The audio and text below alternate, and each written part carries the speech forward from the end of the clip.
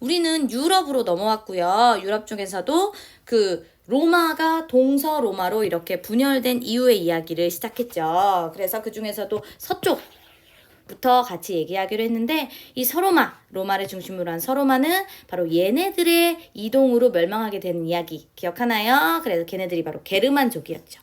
그러면 이렇게 서로마 제국 바깥에 있던 여러 게르만족이 있었는데, 얘네들 중에 제일 먼저 이동하게 된 건 누구냐? 혹시 학습지나 교과서를 통해 찾아주실래요? 그렇죠. 찾으셨나요? 동고트족입니다. 그래서 동고트족이 제일 발빠르게 이동을 하면서 여러 게르만족이 서로마 안쪽으로 이동을 하게 되는 거죠. 왜 이동을 했느냐? 바로 이유는 이거였어요. 중앙아시아의 훈족이라는, 우리가 흉노라고 알고 있는 얘네들이 압박을 해오면서 게르만족이 도미노처럼 밀려서 서로마 제국 안쪽으로 들어올 수밖에 없었던 거죠. 그래서 그걸 게르만족의 이동이라고 하는데, 그 게르만족의 이동으로 결국 서로마 제국이 멸망하고, 결국 서로마가 없어지고 서유럽의 중세시대라는 새로운 시대가 시작되게 된 거죠.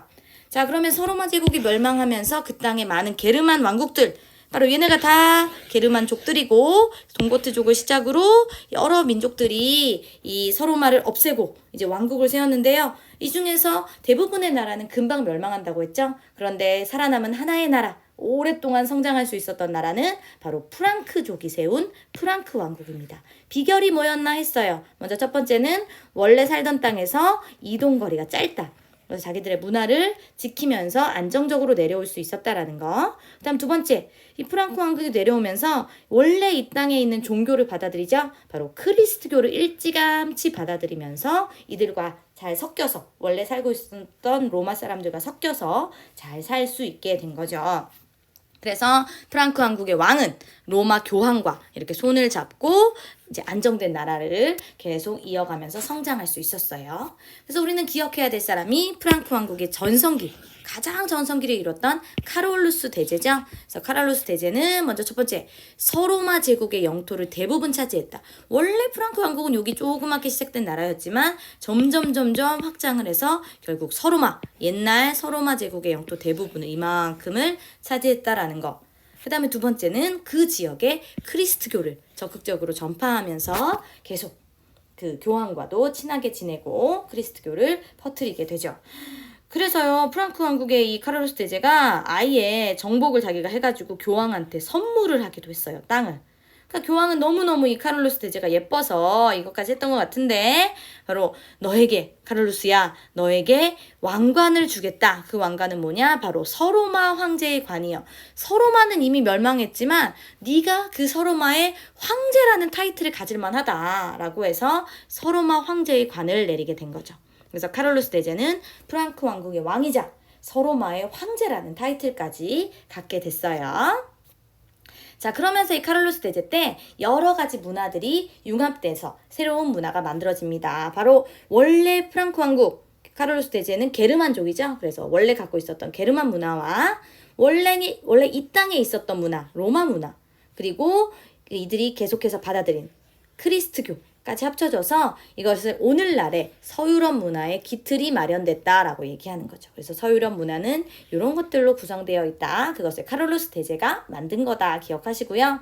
그래서 지금도 카를로스 대제는 유럽의 아버지라고 불리면서 곳곳에 이런 유럽 곳곳에 카를로스 대제의 동상이 있다고도 얘기했어요. 그런데 카를로스 대제가 죽은 다음에 그 카를로스 대제의 프랑크 왕국은 분열되죠. 하나로 이어지지 못하고 몇 개? 그렇죠. 하나, 둘, 세 개로 분열됩니다. 그래서 나눠지게 되는데 이게 바로 오늘날의 여러분이 알고 있는 나라, 독일, 그리고 이탈리아, 그리고 프랑스의 기원이 된 거죠. 시작이 된 거죠. 그래서 우리는 그래서 카를로스 대제를 오늘날 유럽의 아버지라고 부릅니다. 근데 한 가지 질문.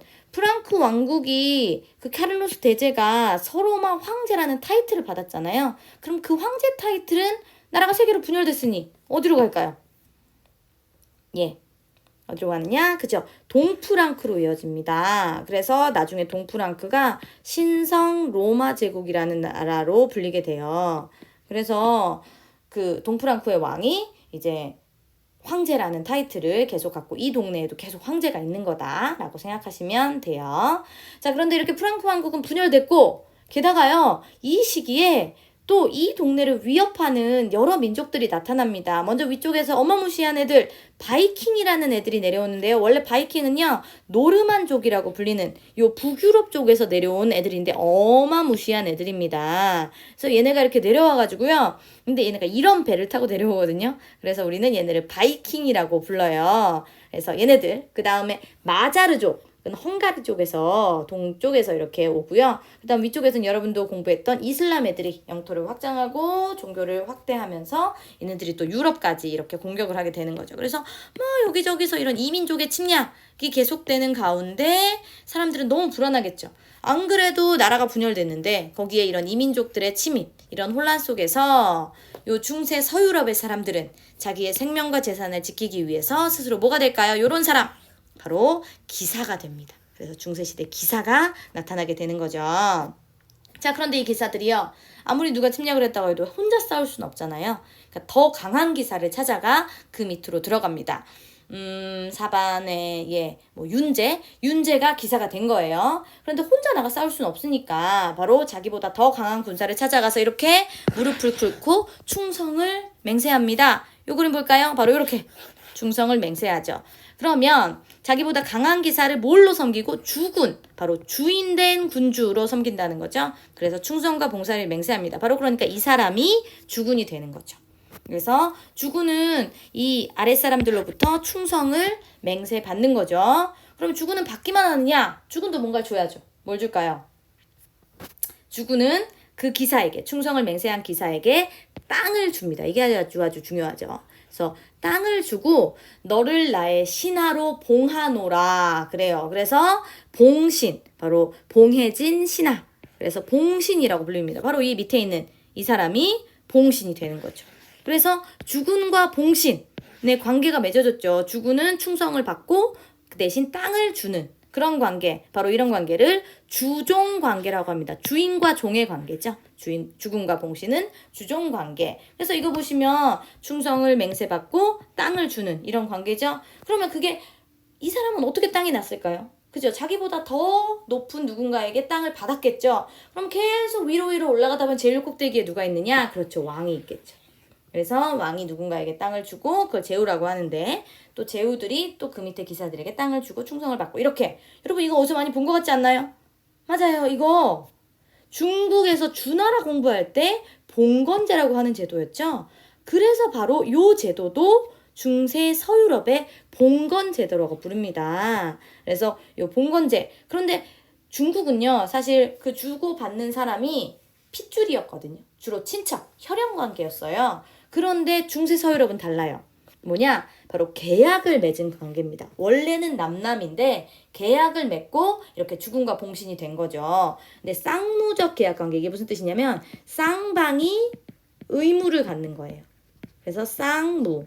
한마디로 둘 중에 누군가가 자기 의무를 다하지 않으면, 충성을 다하지 않거나 땅을 주지 않거나 그러면 얘네들은 계약이 깨지는 거죠. 그냥 남남이 되는 거예요. 그래서 핏줄로 이어진 그런 끈끈한 관계가 아니라 언제든 깨질 수 있는 쌍무적 계약 관계를 맺고 있었다라는 게 중세 서유럽의 봉건제의 특징이라는 거. 자, 그러면 지금 봉신이 땅을 받았잖아요. 그죠? 토지를 주군으로부터 받았잖아요. 그 받은 땅이 이렇게 생긴 겁니다.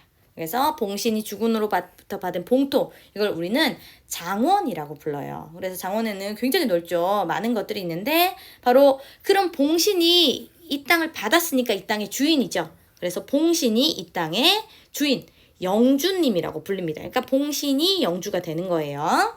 그럼 영주는 이렇게 영주의 성에 살면서 여기를 다 자기 걸로 지배하는데 영주의 성을 보면요. 이렇게 생겼습니다.